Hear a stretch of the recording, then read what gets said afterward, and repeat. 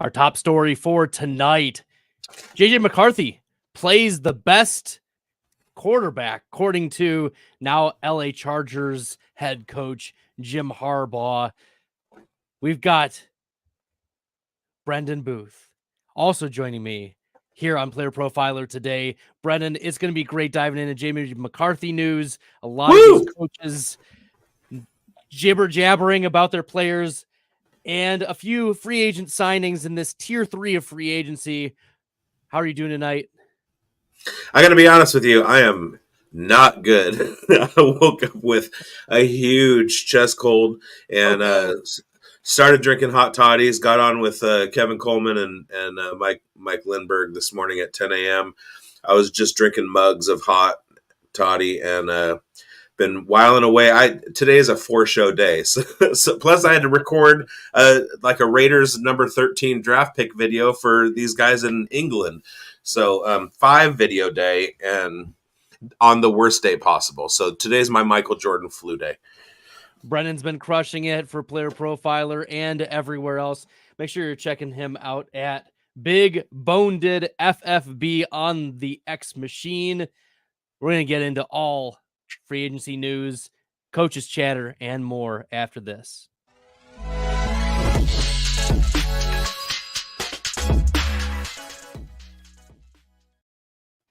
All right, Brendan, here's the thing. I want to unveil for our listeners, for our viewers.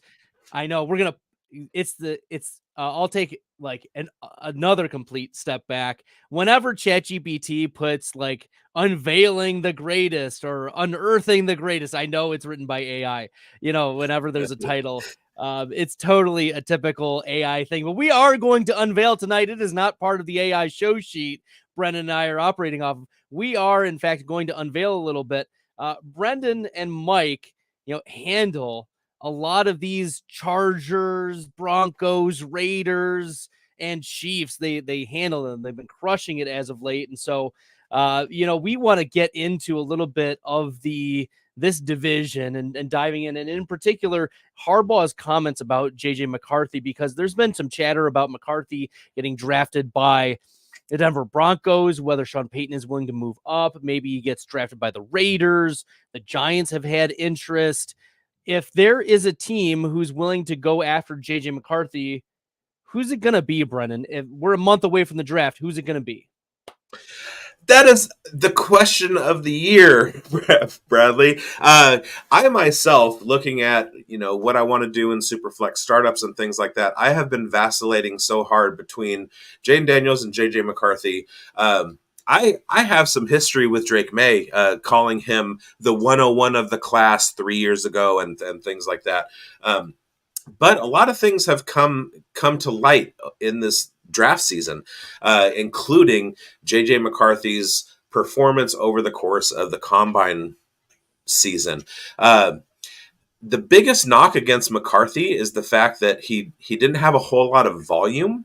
But when you start breaking down his analytics, you start looking at his on-field metrics, you start listening to what the coaches were saying as he was throwing at the combine. Things like all the drops at the combine during the drills were the fault of the wide receivers that he had never worked with and not him, because he was putting the ball exactly where the coaches were asking him to. He has a 61 mile an hour velocity on his ball, so he can make the deep throws. If you watch limited sample sizes, he can hit every area of the field that he needs to.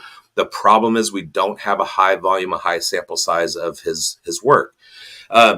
On top of that, he's young. He is, and youth is definitely a corollary at the quarterback position to success in the NFL.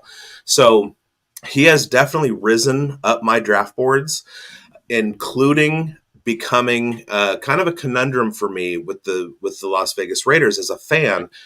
I know that we need a quarterback, and I have gone back and forth. 1 week, I'm all in on JJ McCarthy. The next week, I'm all in on Jaden Daniels, and back and forth. And that's the way that my life has been for the last 4 months. And it's very confusing. But Harbaugh's not wrong. McCarthy is legit. He's going to be real. And I'm waiting for it. I'm here for it. See, my concerns for McCarthy is that he played very well in an environment that was well coached. And with the University of Michigan, obviously, Jim Harbaugh is one of the premier coaches in college football, now moving back to the NFL.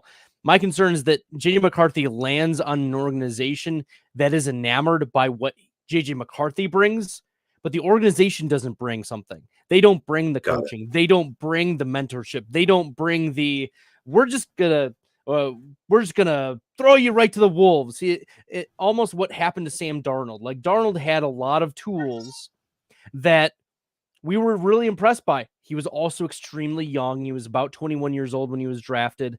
And JJ McCarthy, same thing. And so the reason why we're seeing him come out so early is because he's getting, he got well coached in college and he's gotten a lot of hype and he's got a lot of the physical school skills that we like to see. But I'm not sure that he's going to be able to operate in every single landing spot for your fourth team that's picking, because we're not convinced that he is, the number 2, number 3 quarterback. Maybe he is. Like, that's within the range of outcomes, I think.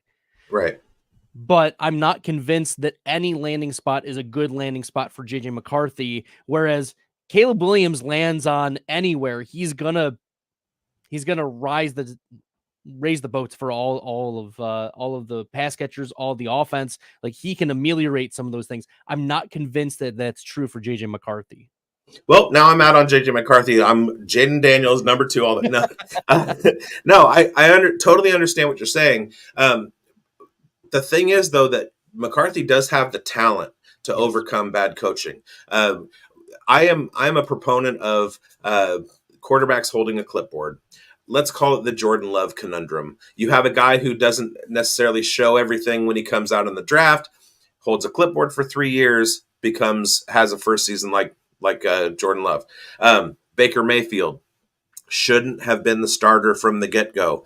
5 years in, 6 years in, he's pretty good, right? So it does take a lot for a top 5 pick to be able to step in.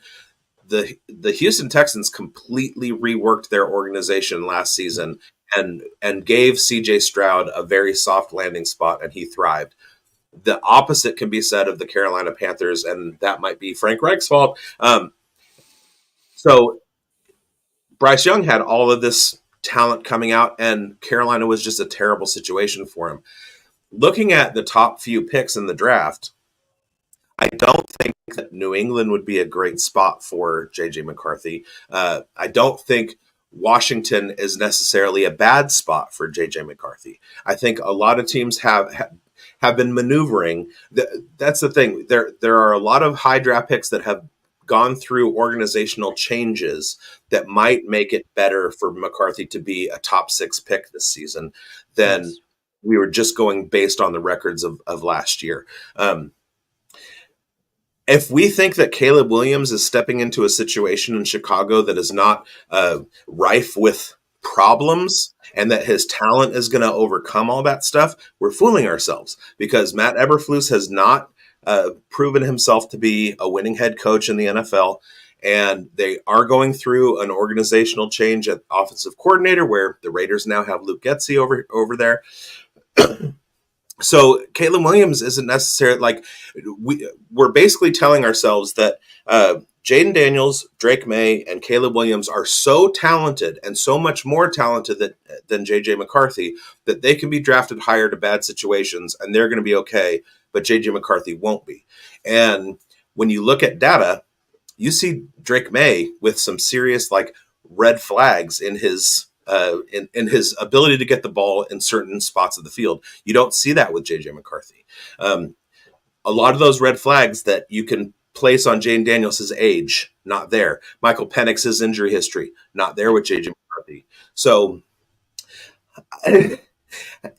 this is so hard because I go back and forth, and every time I come back around to JJ McCarthy, there's nothing there that I can find except for his level of production and the number of reps that he got, where I'm like, he doesn't have it. And I mean, he won a national championship against a pretty good defense that tended High stakes. Yep. Yeah, the Pac-12 is a wide open offensive environment, and Washington ran the table. The Michigan defense was better, but like McCarthy beat Iowa. I mean, there are things to look at in his game where it's like, okay, I'm sold, especially listening to the combine talk about what kind of a teammate he was, Yes. how he handles coaches, his personality, those kinds of things. He's going to be a guy that steps in right away, and the job won't be too big for him. And so either way, the Raiders go, whether it's McCarthy or Daniels, and I'm going to keep throwing the Raiders in there. I'll be happy, but they're not going to get either of those two guys, so we're good. We will see. It's going to be a long month here up until the NFL draft. A lot of chatter, and even we expect some moves. The Minnesota Vikings, for instance, made a trade to get another additional first-round pick. The assumption is that they're going to use that as ammo to move up in the draft and address the quarterback position. Maybe McCarthy goes to Minnesota. That's your best. That will completely quell the argument that he's in a bad spot as if he goes to Minnesota. Because he'll get the passing volume. He'll have Justin Jefferson. He'll have Jordan Addison. TJ Hawkinson will eventually come back. You've got Aaron Jones. You've got you've got Cam Akers. Did we forget that Cam Akers, he's not even 25 yet. I was looking, I'm in a dynasty startup and we're in like round 19 and Cam Akers still hanging out there. And I'm like, I mean, there's worse shots. Anyways, sure. The Minnesota Vikings are definitely someone that we're keeping an eye on. And as we are going through dynasty season right now, dynasty, and then later on today, I'm going to talk about best ball, but Player Profiler has something in store for you during this dynasty season. Let's hear from Matt Kelly about the Dynasty Dominator app. Now, I know many of you are looking for a secret weapon for your Dynasty League, and I have it. It's called the Dynasty Dominator app. You go to the App Store, go to Google Play. It's right there. It's $5 to download, and then every year it's $5 to load the next incoming class of rookies. You can add Superflex, add tight end premium. It's incredible because it allows you to look up players. It allows you to vote on whether a player is a buy, hold, or sell, and then see the market sentiment on that player. And you can compare their lifetime value rating from Player Profiler to their Dynasty ADP at the FFPC, all in the price lookup tool. And beyond that, we have a trade analyzer, so you'll never lose another dynasty trade again. And in our settings, you can set this is a win now team, this is a rebuilding team, and then we let you compare players. Look at their metrics side by side, prospect metrics, NFL metrics. It's all there. It's $5 in the App Store. There's some add-ons for Superflex and to buy the upcoming rookie class. Every year, you're going to spend $5 on this thing, and it's going to be well worth it. Oh, I'm sorry. I was just downloading the Dynasty Dominator. That's right. The Dynasty Dominator app is a must-have for all of your dynasty needs, whether it's player value, trade analyzers, or just even looking at, like, I'll pull up the Dominator app right now. It's $5. Reload it. It's so easy. It's fun to use, and you can do price checks, evaluate trades. You can compare players. That's actually my favorite feature, is to pull up the player profiles side by side and look at them. So get the Dynasty Dominator app today. I just did a 102 round startup draft, starting 16 wide receivers, starting 3 quarterbacks, or it's Superflex plus 1, 10 running backs starting, full IDP, 102 rounds, and I used the Dominator from like round 50 on to figure out what in the world I was doing. It was very valuable. Absolute game changer. Brendan Booth here on Player Profiler Today. Follow him on the X Machine at BigBonedFFB. All right, we've got one other piece that Jim Harbaugh is tied to in the news, and that's J.K. Dobbins is going to visit the LA Chargers.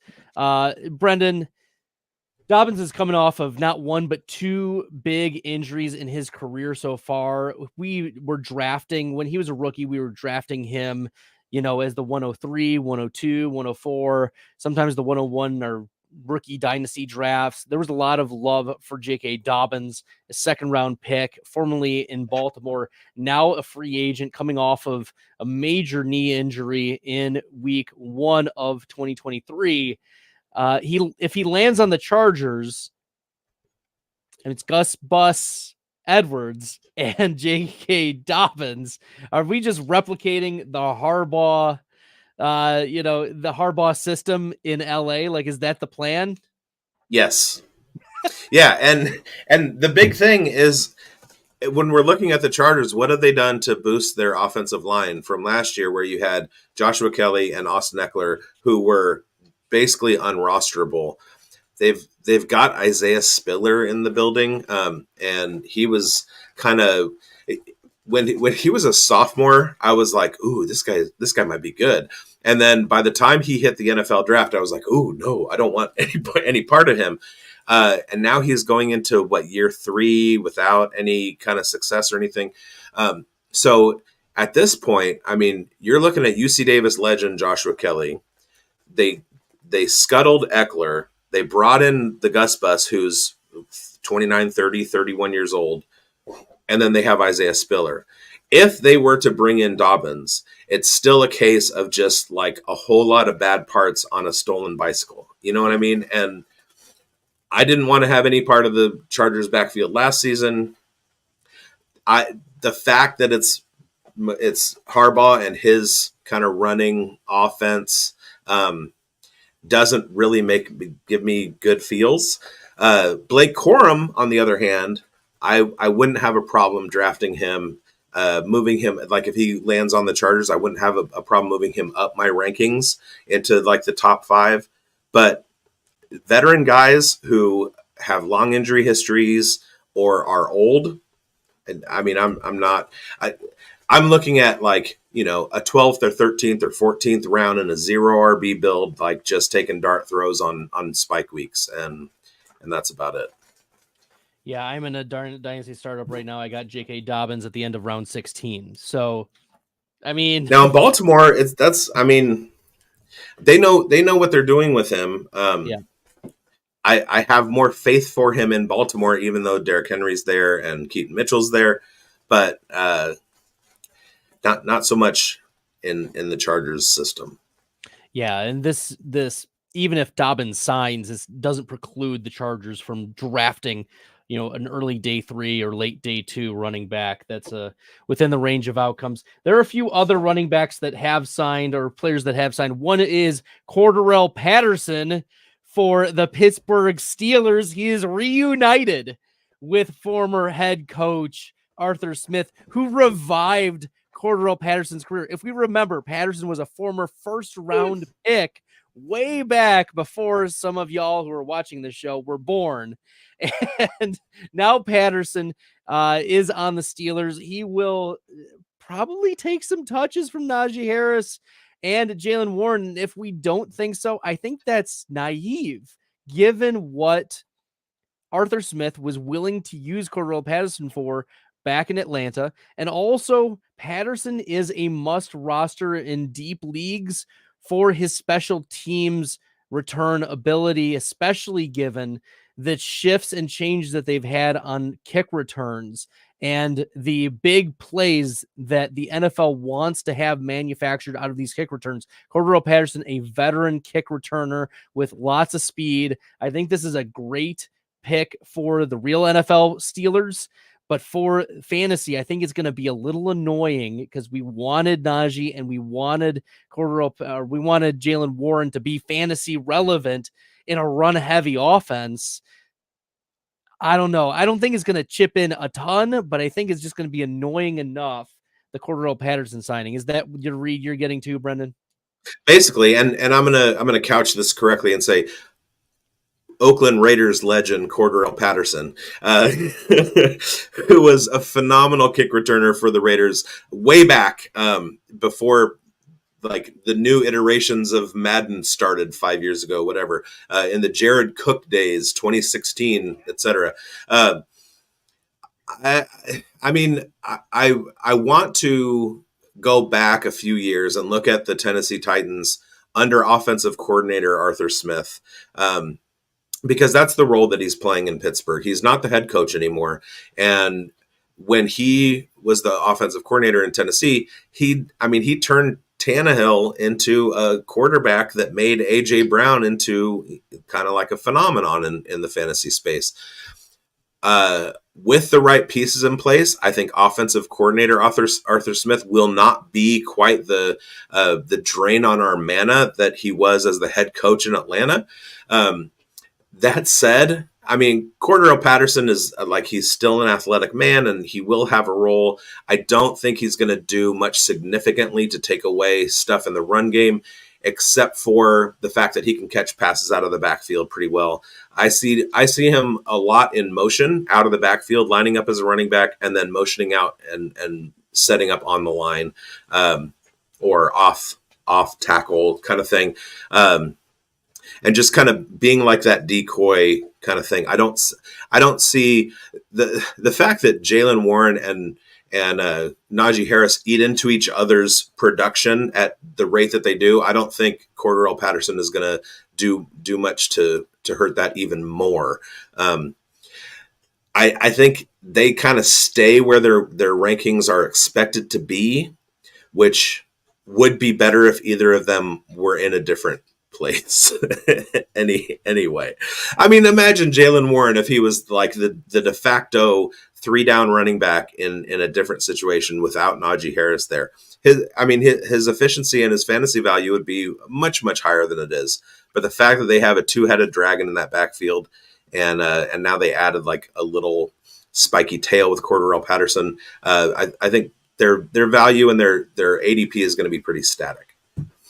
Yeah, I don't expect significant shifts. I agree regarding the ADP for Cordero Patterson's addition to the Pittsburgh Steelers. What I will say is that if you are in deep leagues that have kick return, punt return yards, yes, and extra bonuses, Cordero Patterson is an absolute must add. Or in your 32-team dynasty leagues, or your 100-round leagues, the Cordero Patterson now has a pulse and is part of that tier 3 of free agency that we were waiting to drop. The other tier 3 free agent that's worth noting coming out of Denver is Josh Reynolds, the wide receiver for formerly of the Detroit Lions.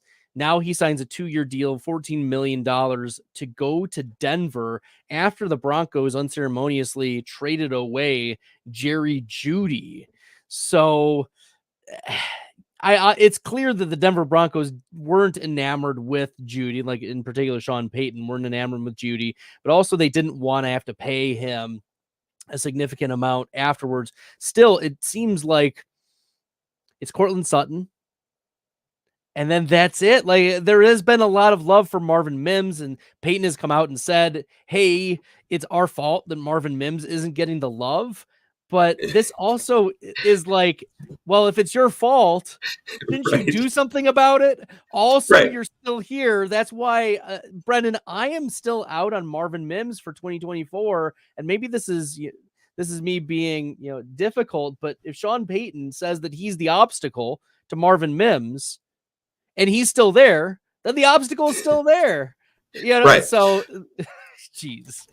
I'm not going to go out of my way and buy Marvin Mims at this point, but the shares that I have in dynasties, I'm not getting rid of just because I drafted Marvin Mims for a reason. And a lot of that reason was the draft capital. Sean Payton traded up to get Marvin Mims. And I think one of the mistakes that Payton has made is trying to think of Marvin Mims as like a catch-all kind of guy. He can return kicks. He can do this. He can catch passes behind the line of scrimmage. He can also go deep. It didn't work out fantasy-wise. And it didn't work out, obviously, for Russell Wilson, although he did have Jerry Jeudy and Cortland Sutton downfield, and he chose to target those guys, among others, instead of looking at Marvin Mims. So this is going to be the year where we find out, was that a Russell Wilson problem or was that a Sean Payton problem? And it could have just been that Russell Wilson didn't have faith in Marvin Mims, and maybe Sean Payton was calling plays for him. You know what I mean? So I will hold on to my shares and hope for the best. Tim Patrick is back, and Cortland Sutton is going to be there. They still, I mean, if it's Jarrett Stidham going into this season as their QB1, I'm not holding out a whole lot of hope. But if I'm the Broncos, if I'm Walmart, what I'm doing is I'm building the team and going after quarterback next year. And I see this problem as a Raider fan with the pick at 13. The Broncos are ahead of us at pick 12. They need a quarterback. We have two great backups, or two above average backups. We need a QB1. So does Denver. So does Minnesota. So does New York. There are a lot of teams with a lot of capital that can go up and get there are only 4 guys. So you have 13 picks, you have 4 guys, and something's going to happen. So if I'm a GM and I'm out of the top 10 and I can't swing a deal that looks good enough, like my 13 and Devontae Adams to jump up high enough to get Jaden Daniels, I'm definitely just gonna build around the team, shore up the offensive line, see what I can do with a full season of Aiden O'Connell, or Jarrett Stidham, and attack it next year with Quinn Ewers, Shedeur Sanders. It's not instill votes of confidence, Brendan. Am I selling you on this? Oh man, it's going to be. I think this is one of those games for a lot of these teams where they're playing. What is it? The chair game. You know, they pull out the chairs. Musical chairs. They're playing musical chairs with the quarterbacks, but they don't think that they're going to be the one left out. And I think that there's going to be some fan bases after day one of the NFL draft that are going to be ultra ticked.